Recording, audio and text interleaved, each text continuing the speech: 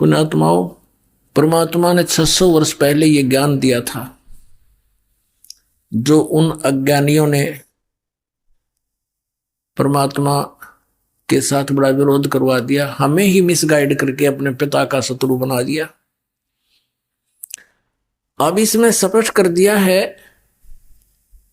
कि श्री ब्रह्मा रजगुण, श्री विष्णु और सतगुण और श्री शिव तम गुण की पूजा करने वालों को ये चार उपमा दे दी। राक्षस स्वभाव को धारण किए हुए, मनुष्यों में नीच दूषित कर्म करने वाले मूर्ख। अपने आत्माओं, हम जिन सदग्रंथों को शिरोधार्य मानते हैं, आज वही हमारी क्रियाओं को जो उन नकलियों द्वारा हमारे अंदर फीड कर दी गई थी, थोप दी गई थी, उनको बुरी बता रहे हैं। और यही परमात्मा स्वयं आकर बताया करते थे कि गुण तीनों की भक्ति में भूल पड़ो संसार, और कह कबीर निज नाम बिना तुम कैसे उतरो पार। तीन देव की जो करते भक्ति, उनकी कदे न हो मुक्ति। अब जैसे हिरण्यकशिपु ने रजगुण ब्रह्मा की उपासना भक्ति की थी और उससे सिद्धियां प्राप्त करके उसने कैसे जुल्म ढाए अपने ही पुत्र पर, राक्षस कहलाया और कुत्ते वाली मौत मारा गया है। रजगुण उपासक श्री ब्रह्मा जी का उपासक हिरण्यकशिपु कहते हैं, हिरण्यकशिपु छाती तुड़वाई और ब्राह्मण बाणा कर्म कसाई। कहते हैं हिरण्यकशिपु छाती तुड़वाई और ब्राह्मण बाणा और कर्म कसाई। ब्राह्मण माने वो तो विद्वान, बताओ भगत, ब्राह्मण का अर्थ भक्त भी होता है। भक्ति करी बड़ा जबरदस्त और फिर ये कर्म करे, कर्म कसाई जैसे अपने पुत्र का भी दुश्मन हो गया, अपने आप भगवान बन बैठा। राक्षस स्वभाव को धारण किए हुए मनुष्यों में नीच दूषित कर्म करने वाले दुष्ट मूर्ख। अब हिरण्यकशिपु ने एक छोटे से मासूम बालक को मारने के लिए कितने ओछे हथकंडे अपनाए अपने ही पुत्र को। तो बताओ, राक्षस में और दुष्ट में, मूर्ख में, दूषित कर्म करने वाले में और कौन सी कसर रही। भगवान शिव तमोगुण की भक्ति करता था कौन? रावण। और कैसा जुल्म किया, सूरवीर होकर के पराई स्त्री को उठावे, इस जितना दुष्ट कर्म कोई हो ही नहीं सकता। और फिर त्रिलोक की भगवान की पत्नी, जिनको मां की दृष्टि से देखा जाता है, उस माता को उठा लाया, सीता जी को, और उसको पत्नी बनाने की कुचेष्टा करता रहा। लेकिन वो अलग बात है, सफल नहीं हो सका, बाकी उसकी नीत गंदी थी। और ऐसी उपासना करता था भगवान शिव की, आज के तो कोई भक्ति कर नहीं सकता, ना कर सका। यहां से गर्दन काट के और अपनी बलि दे दी थी 10 बार। इतना ये भगवान वर्क दंड दे देते हैं, जैसा किया वैसा ही 10 बार इसको जीवन दे दिया। लेकिन मोक्ष नहीं, कर्म के दंड का बचाव नहीं। हिरण्यकशिपु ये तमोगुण शिव की भक्ति करता था कौन? भस्मागिरी एक तपस्वी था। भगवान शिव के द्वार के सामने, उनके महल के सामने, रेजिडेंस के सामने ऊपर को पैर करके नीचे को सिर करके खड़ा हो गया। 12 वर्ष तक खड़ा रहा। तब पार्वती ने कहा कि हे भगवान, आप तो समर्थ हैं, महादेवों के देव हैं, आप क्या नहीं कर सकते? क्या मांगता आपका पुजारी, इसको फ्री करो। अब भगवान शंकर जी ने कहा, तमोगुण शंकर ने, कि मांग भाई, क्या मांगता है भस्मागिरी? भस्मागिरी ने कहा कि प्रभु वचनबद्ध हो जाओ तब मांगूंगा, वैसे नहीं। भगवान ने सोचा कि मांगते हो, एक सिद्धि और मांग लेगा। कहने लगा भी ठीक। भगवान शंकर बोले भी ठीक है, मैं वचनबद्ध हो गया, मांगो क्या मांगता। खड़ा हो गया। क्या मांगा कि आपने जो ये कड़ा पहन रखा ये कड़ा दे दो। उस कड़े में क्या करामात थी, क्या विशेषता थी कि उस कड़े को किसी के सिर पर रखकर यूं कह दे भस्म तो वो जल जाता था सामने वाला, उसमें ऐसी सिद्धि शक्ति थी। और इस बात से परिचित था कौन? शिव का पुजारी भस्मागिरी। भगवान शिव ने वचनबद्ध हो गए थे, तुरंत अपना कड़ा निकाल कर दे दिया अगले पुत्र। भगवान शिव ने सोचा जंगल में रहता है, अपनी रक्षा के लिए मांगता होगा। अब जो ही भस्मागिरी के हाथ में आ गया कड़ा, वो भस्म कड़ा, अन्य बोले ही बोले होशियार शंकर भगवान जिसकी पूजा करे था उससे का दुश्मन हो गया, और कहा कि अब तुझे मारूंगा, पार्वती को अपनी पत्नी बनाऊंगा। हा हा हा लगा हंसने। भगवान शंकर ने सोचा ही तो बस सचमुच चोर बदल गया, इसने तो तेवर बदल लिए, सचमुच करेगा यूं तो काम। और यूं करे शंकर भगवान की तरफ, शंकर भगवान ने तो डांक ठोक दी, फुल स्पीड तो भाग दिया, मर गया भाई। अब पुण्यात्माओं, इनको अविनाशी कहा करते हम, और ये कथा रोज पढ़ा करते। अविनाशी तो कबीर भगवान थे, परमेश्वर कबीर देव, जुलाहा कबीर, दान कबीर। और उनको कहने लगे कि तुम्हें उबलते हुए कढ़ाई में तेल के, सरसों के तेल के कढ़ाई में तेरी परीक्षा लेंगे। परमात्मा बोला ले लो। परमात्मा बैठ के जाके और जो कहते हो रहे, और फिर एक झेरे कुएं में डाल दिया परमात्मा को, ऊपर से मिट्टी गोबर सब कुछ भर दिया, छोड़े सैकड़ों फुट मिट्टी, हजारों टन मिट्टी ठोक दी। सेक्त की गया सिकंदर लोधी के पास के, कहा कि तेरे उस भगवान को हमने मार डाला और झेरे कुएं में ठोक दिया है। सिकंदर लोधी कहने लगे वो तो देखो कमरे में बैठे हैं। जाकर देखा कमरे में बैठे, पसीने आगे सब कहे ये तो ये बैठा, हम कहें दबाए मिट्टी में। अविनाशी तो ये थे भाई, ये अविनाशी नहीं थे। ये आप कहने लग रहे हम अविनाशी नहीं है, हमारा जन्म मृत्यु होता है। तो ये लोक वेद सुना कर हमारे पूर्वजों का नाश कर दिया नकली संतों, ऋषियों में, ऋषियों मंडलेशों, गुरुओं ने। अब इनसे बच्चों टाइम दिया पुण्यात्माओं, पाछे गई सो जान दो, बाकी बची रख लो, कुछ नहीं गया अभी तक। असंग जन्म और होने थे, ये पीछा छूट जाएगा। अब ये तो तमोगुण शिव जी के उपासकों की कथा सुना दी कि राक्षस स्वभाव को धारण किए हुए इतने बुरा दुष्ट कौन होगा, अपनी माता के ऊपर नीयत खराब कर रहा, क्योंकि गुरु यानी इष्ट की पत्नी मां के तुल्य होती है। और आगे आके भगवान शंकर जी और पीछे पीछे पुजारी, आगे भगवान, दोनों जहां स्पीड खींचे। अब भस्मागिरी ने तो ये था जब लग यो शिव जी नहीं मर लेगा इतने तो फरी नहीं हो सकता, इसको मार के सांस लूंगा। आगे आपको पता है कि फिर भगवान आए पार्वती रूप बना के, गंडहत नाच नचा के भस्मागिरी को मारा। फिर श्री शिव जी के पास जाकर के उसका दिल डांटा कि मैंने भस्मागिरी को मार दिया है। अब वो भस्मागिरी फिर भस्मासुर कहलाया, राक्षस से।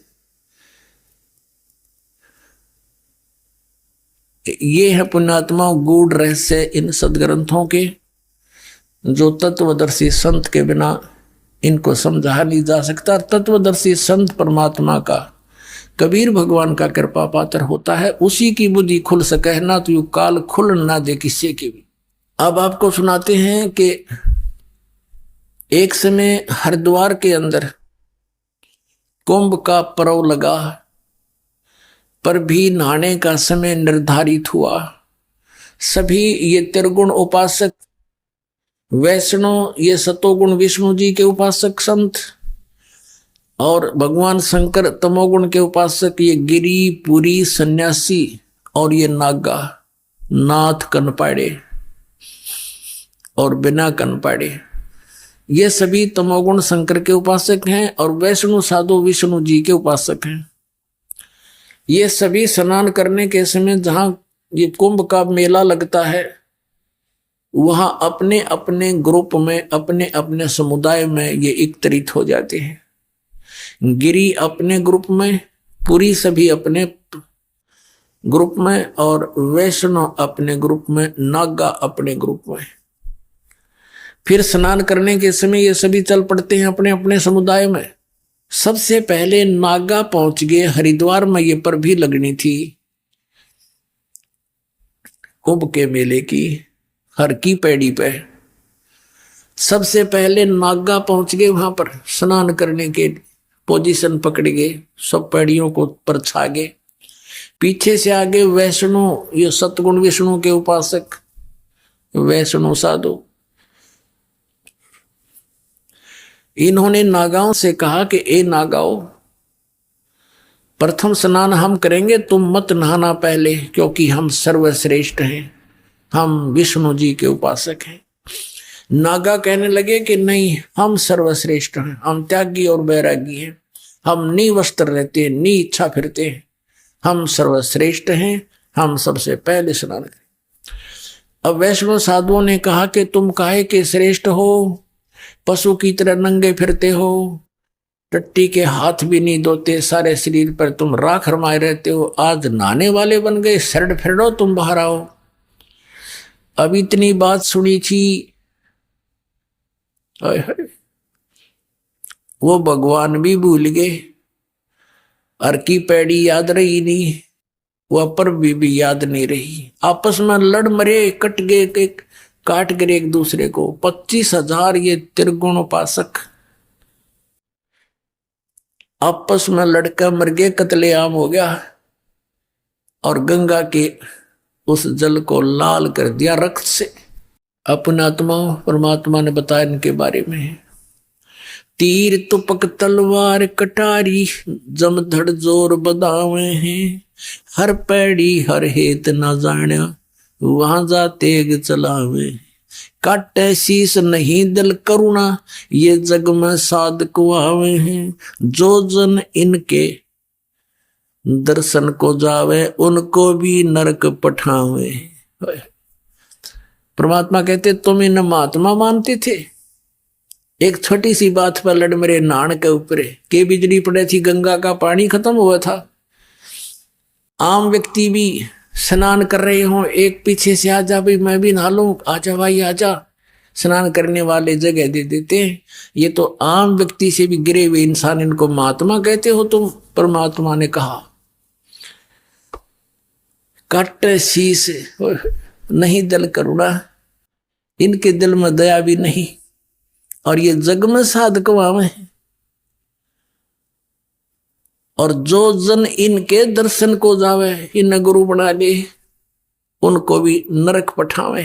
तो पुण्यात्माओं, इस प्रकार अपने सदग्रंथों को समझना आपके लिए अति आसान हो जाएगा। गुण तीनों की भक्ति में 600 वर्ष पहले भगवान ये कथा सुना गए थे। ये पुण्यात्माओं, पहचान लो भगवान कौन है, कितना आसान है। जिन ग्रंथों को आज तक ये हमारे गुरु नहीं समझ सके, वो भगवान समझ समझ कर बता कर रख कर चले गए थे कि ये होता है, ये लिखा है इनके अंदर, और उस परमात्मा के पाने का मार्ग इसमें नहीं है।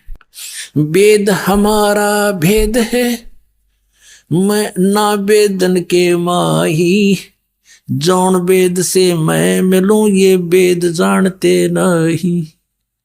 परमात्मा कबीर जी कहा करते, धर्मदास इन चारों वेदों में मेरी ही महिमा का गुणगान है, मेरे विषय में जानकारी है, लेकिन मैं इन वेदों में लिखी विधि से, वर्णित विधि से मेरी प्राप्ति नहीं हो सकती। और जिस वेद से यानी जिस ज्ञान से मैं मिलूं, ये वेद जानते नहीं।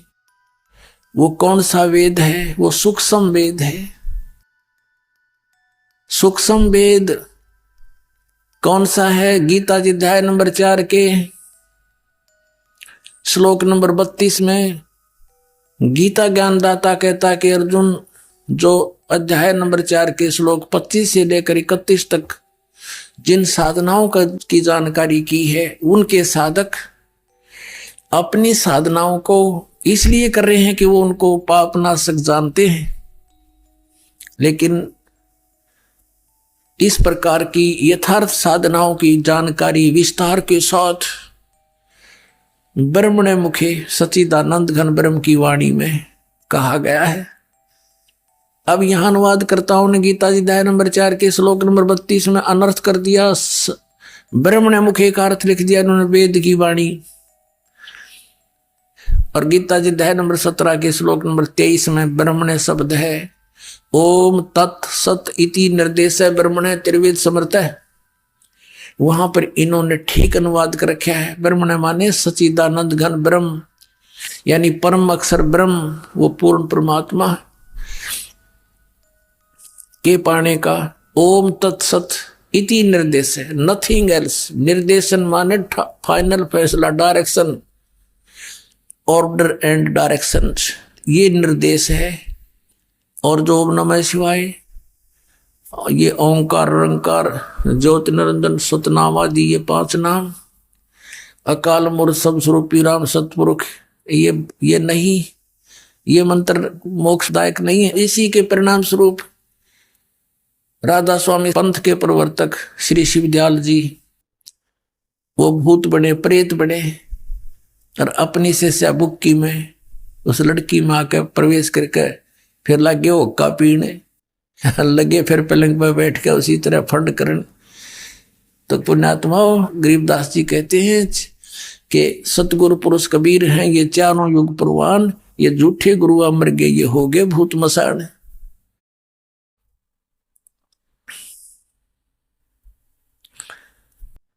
अब सच्चिदानंद घन ब्रह्म की वाणी, ब्रह्म ने माने सच्चिदानंद घन ब्रह्म होना चाहिए। तो इस चौथे अध्याय के 32वें श्लोक में इन्होंने अनर्थ कर दिया। यहां लिखना था ब्रह्मणे मुखे, सच्चिदानंद घन ब्रह्म के मुख से निकले उस अमृत वचनों में, अमृत वाणी में, यानी सच्चिदानंद घन ब्रह्म के मुख से उच्चरित वाणी में, कबीर वाणी में, जिसको सुख संवेद और तत्व ज्ञान कहते हैं, विस्तार के साथ कहे गए हैं। चौथे अध्याय के 34वें श्लोक में कहा कि उस तत्व ज्ञान को जो सच्चिदानंद घन ब्रह्म ने स्वयं आकर बोला है,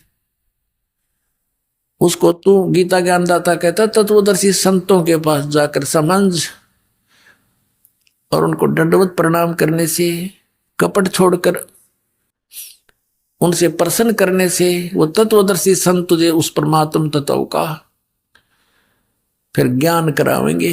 इससे सिद्ध है कि गीता ज्ञानदाता भी अनभिज्ज है उस तत्व ज्ञान से, उस परमात्मा के सुख संवेद से और उस मंत्र से। इसने संकेत अवश्य दे दिया 17वें अध्याय के 23वें श्लोक में कि ओम तत्सत इति निर्देश है ब्रह्मणे त्रिविध समर्थ है, कि उस सच्चिदानंद घन ब्रह्म के पाने का ये 3 मंत्र का जाप है, एक ओम और तत्, ये गुप्त है। गीता जी अध्याय नंबर 15 के श्लोक नंबर 16-17 में 3 पुरुष हैं, 3 प्रभु हैं, सरपुरुष और अक्षर पुरुष। सरपुरुष यो 21 ब्रह्मांड का स्वामी काल ब्रह्म है, अक्षर पुरुष यो 7 संग ब्रह्मांड का स्वामी है। और 17वें श्लोक में 15वें अध्याय गीता जी में कहा कि उत्तम पुरुष है तू अन्य परमात्मा इति उदाहरते, यह लोक धर्म अविश्य विवर्ती अवैश्वर है। उत्तम पुरुष श्रेष्ठ परमात्मा तो इन दोनों से भी अन्य ही है, सरपुरुष और अक्षर पुरुष से। तो तीसरा कौन है? वो परम अक्षर पुरुष। गीता जी अध्याय नंबर 8 के श्लोक नंबर 1 में अर्जुन ने पूछा कि हे प्रभु, आपने 7वें अध्याय के 29वें श्लोक में जिस तत्वब्रह्म की जानकारी दी है कि उसको वही व्यक्ति जो इस सारे अध्यात्म से परिचित है, उस तत्वब्रह्म से परिचित है, वो व्यक्ति केवल जरा और मरण से छूटने का ही प्रयत्न करता है। तो वो किम तत्वब्रह्म 7वें अध्याय के 8वें अध्याय के प्रथम मंत्र में पूछा, वो किम तत्वब्रह्म, वो तत्वब्रह्म क्या है? गीता ज्ञानदाता ने 8वें अध्याय के 3रे श्लोक में कहा वो परम अक्षर ब्रह्म है। एक सरब्रह्म, एक अक्षर ब्रह्म, एक परम अक्षर ब्रह्म। एक सरपुरुष कहो उसको सरब्रह्म कहो, ये 21 ब्रह्मांड का स्वामी है। अक्षर पुरुष कहो, अक्षर ब्रह्म कहो, ये केवल 7 संख्य ब्रह्मांड का स्वामी है।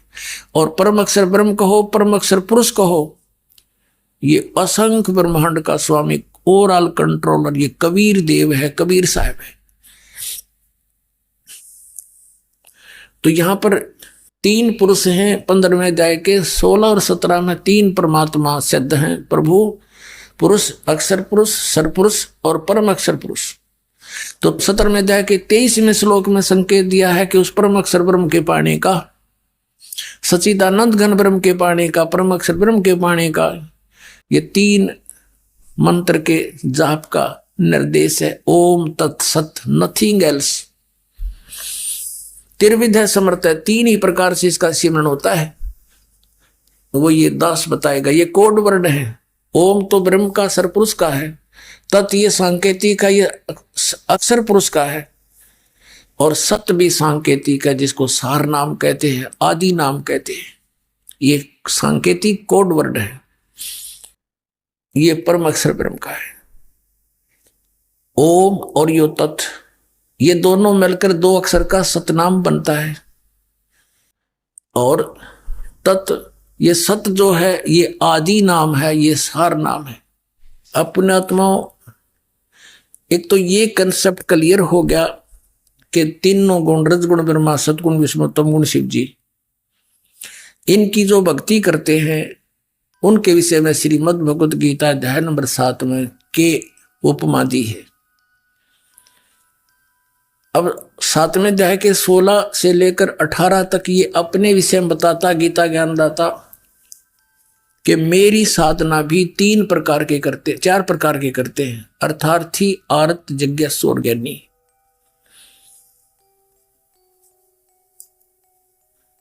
और उनमें से 3 को रिजेक्ट करके चौथे को इसने स्वीकारा है। ज्ञानी आत्मा वो है जिन्हें भगवान पाने का एक कमर कस रखी है, और ये भी जान लिया है वेदों से, जैसा उनको समझ में आया कि एक परमात्मा है, उसकी भक्ति करने से मोक्ष होगा, नथिंग एल्स। और उपासना करने से, किसी देव की पूजा करने से मोक्ष नहीं हो सकता। ये भी उनको फाइनल हो गया। और मनुष्य जीवन केवल परमात्मा प्राप्ति के लिए ही मिला है, ये भी उनके दृढ़ हो गया। अब उन्होंने तत्वदर्शी संत मिला नहीं, वेदों में ओम मंत्र है, ये ब्रह्म का है, काल का। यजुर्वेद अध्याय नंबर 40 के मंत्र नंबर 15 में ओम कर्तु समर, किलवे समर और कर्तु समर, ओम नाम ही जाप करने का लिखा, नथिंग एल्स, वो ब्रह्म साधना है। 8वें अध्याय के 13वें श्लोक में गीता जी में यही कहा कि ओम इति एक अक्षरम ब्रह्म व्यवहारण माम अनुसमरण। माम ब्रह्म माने मुझ ब्रह्म का, ओम केवल ये एक अक्षर है, नथिंग एल्स। ये तो ब्रह्म का है, इनकी अकल काम नहीं करी, क्योंकि गुरु बिन का न पाया ज्ञाना, जो थो था उस छोड़े किसाना, गुरु बिन वेद पढ़े जो प्राणी, समझे न सार रहे अज्ञानी, ये सारे ज्ञानी रह गए। जिस कारण से उन ज्ञानियों को भी कहता है कि ज्ञानी है तो अच्छी आत्मा, 7वें अध्याय के 18वें श्लोक में। लेकिन ये मेरे वाली घटिया साधना में गति में स्थित रहे। गति माने उससे मिलने वाला फाइनल रिजल्ट, जैसे ओम नाम के जाप से ब्रह्मलोक प्राप्ति होती है, वो इनकी परम गति। तो कहता है मेरे वाली अनुतम, क्योंकि वहां गए हुए प्राणी भी जन्म मृत्यु में। ये खुद कहता 18वें अध्याय के 62वें श्लोक में कर दूं, तू सर्वभाव से उस परमेश्वर की शरण में जा, जिसकी कृपा से परम शांति वो सनातन परम धाम को प्राप्त होगा। 15वें अध्याय के 4थे श्लोक में कहा कि तत्वदर्शी संत की प्राप्ति के उपरांत परमेश्वर के उस परम पद की खोज करनी चाहिए, जहां जाने के बाद साधक फिर लौटकर कभी संसार में नहीं आते। और ये अपने विषय में 4थे अध्याय के 5वें और 9वें श्लोक में, 2रे अध्याय के 12वें श्लोक में, 10वें अध्याय के 2रे श्लोक में गीता ज्ञानदाता कहता है, अर्जुन तेरे और मेरे बहुत जन्म हो चुके, तो नहीं जानता, मैं जानता हूं। तो यहां कहता है मेरी घटिया अनुतम घटिया साधना में लीन रहे, अच्छी आत्मा होते हुए भी। और यहाँ इन ज्ञानियों ने अनुतम का अर्थ अति उत्तम कर दिया कि भगवान अपनी साधना को घटिया थोड़ा कह सकता है। अरे यू भगवान थोड़ा है तो काल है। भगवान तो यू कह रहा है कोई और है जिससे परम शांति मिलेगी, उसका इनको ज्ञान नहीं था। तो अब ये तो हमें पता चला कि परम अक्षर ब्रह्म जो है वो समर्थ शक्ति है। उसको कैसे प्राप्ति हो, वो मोक्ष कैसे हो, वो कौन से प्रमाण है, कहाँ है। गीता अध्याय नंबर 16 के श्लोक 23-24 में स्पष्ट किया है कि शास्त्र विधि को त्याग कर जो मनमाना आचरण करते हैं उनकी न तो गति होती है, न उनको कोई सुख प्राप्त होता है, और न ही उनको कोई सिद्धि प्राप्त होती है, यूजलेस। इसलिए अर्जुन तेरे लिए शास्त्र ही प्रमाण है, नथिंग एल्स। कर्तव्य और अकर्तव्य की व्यवस्था में जो त्यागने चाहिए और जो ना त्यागने चाहिए वो कर्म भक्ति के वे शास्त्रों से ही प्रमाणित मानना, किसी की दंत कथा को मत मानना।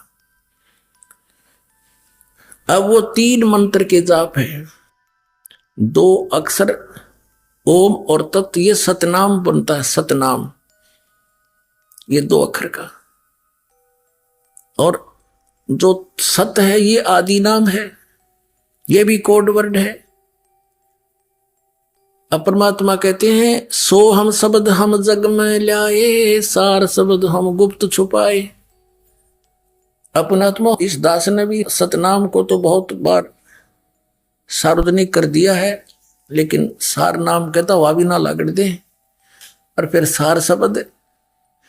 तो पुण्यात्मा अब मोक्ष होगा आपका, क्योंकि जो परमात्मा की शरण में यहां आ जाएंगे मोक्ष गारंटीड है।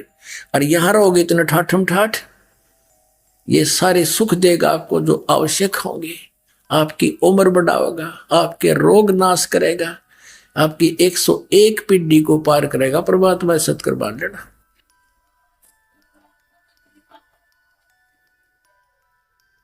और ये काल के दूत, ये नकली पंथ, जितने भी आज तक ये मार्गदर्शक गुरु बने हुए संसार में, राधा स्वामी पंथ, धन धन सतगुरु सच्चा सौदा सिरसाव जगमाल वाली पंथ, यो ठाकुर जी जय गुरुदेव मथुरा वाला पंथ, आगरा वाला पंथ, व्यास वाला राधा स्वामी पंथ, और ये सुधांशु जी तो सीधा ही शंकर भगवान तमोगुण का उपासक है, इसकी सतीथि तक घनी कहने की जरूरत है नहीं। और आसाराम जी, ये सारे मंत्र दे, हनुमान जी का न्यारा दे, और एवे नमः, ओम नमः शिवाय, ओम भगवते वासुदेव नमः, इसका तो मेरा ना योग किए कहना चाहे है। और श्री कृष्ण का पुजारी, और फिर ये बाल योगेश्वर और ये सतपाल जी धनसा देश वाले, ये कृष्ण के पुजारी अंडरस्टूड है। और नाम क्या दे हैं? हंस, इनके पिताजी का नाम था हंसराज, ये हंस नाम दे हैं, जो राधा स्वामी वाले शिवदयाल की पूजा करने लगे। फिर ये क्या चतुरता करते हैं हंसा देश वाले कि हंस का उल्टा कर ले, स है सोहम हो गया, हंस का उल्टा करके दिखाओ, हो गया सोहम। और फिर कहते सोहम का 2 टुकड़ा में जाप करना है, सो बाहर हम अंदर, सो बाहर निकाले सांस गेल, हम अंदर। बता, मोटरसाइकिल के 2 टुकड़े कर ले, अगला पहिया नो अगला पिछला पाछे ने, हर फिर नो गई भी सही का गाड़ी बन गई। भले पुरुषों बैठा दिया अपना भी और बैठा दिया, करोड़ों जीवों को बर्बाद कर दिया इन लोगों ने।